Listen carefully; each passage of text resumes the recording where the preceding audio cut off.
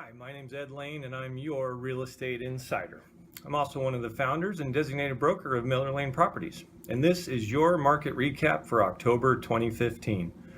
First and foremost, I have to give my sincerest condolences to those that were terrorized late last week in Paris.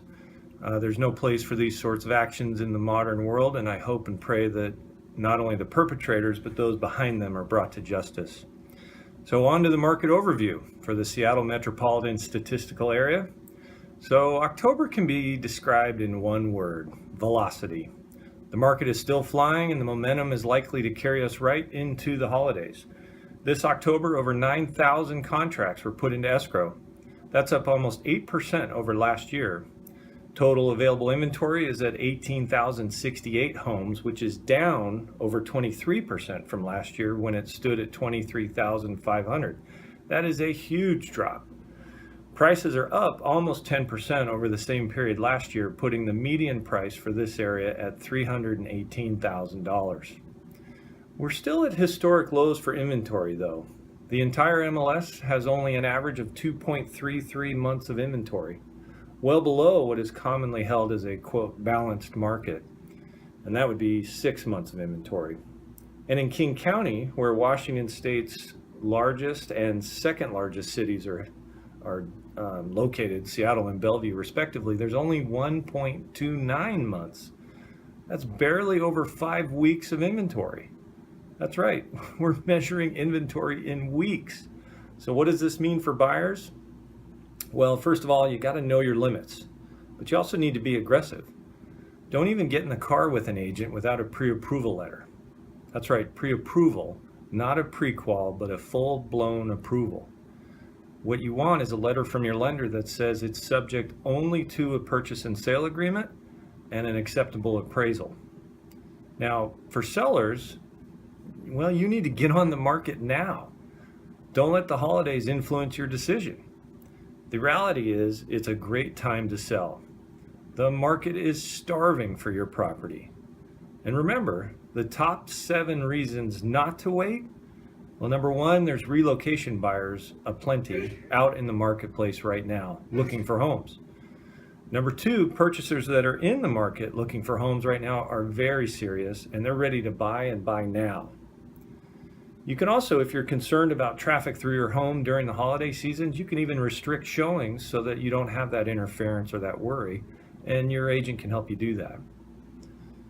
Number 4 reason is that homes, well, they simply show better when decorated for the holidays. They look nicer in photos, they look better online, and they definitely look better in person.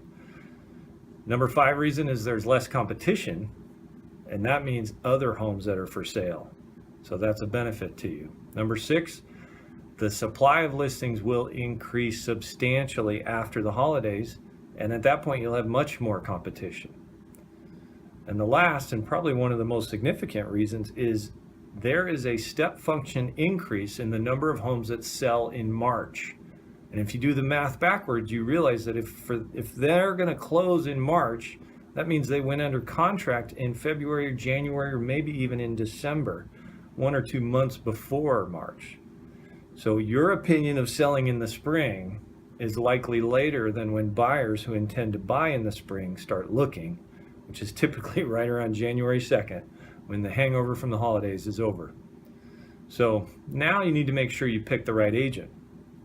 Over the last 12 months, 62% of the members of our MLS sold 5 or fewer homes in a year, and 25% of them sold 0. So a word of caution, choose your agent carefully. It's not an accident that we've been rated in the top 5 for the entire state of Washington for 4 of the last 5 years by the Wall Street Journal. Another important thing to remember is that knowledge and experience matter. A lot of people believe that using a tech firm is a good idea, but consider this. Zillow's own CEO has been trying to sell his home for over 130 days. He's at 131 days, he's on his 4th listing, and he's done 3 price reductions totaling over $156,000 over that period. And in that same period, his Zestimate rose by $114,600 over the same period. So while he is having to slash his list price because it's gone unsold, the Zestimate is going up. In fact, his current list price is over 41% below the current Zestimate, and yet it still hasn't sold with over 130 days on market. And that is why technology will never replace experience and local knowledge. Did I mention that I've been in this industry since the 80s? Yeah, that's what I've got, experience and local knowledge. So if you like the information you got here today, please like, share, or comment below. I love getting feedback, and I want to make sure that the information that I provide in these videos is valuable and relevant. So feel free to go to edlaine.com, that's EDLAINE.com, and make it a great day.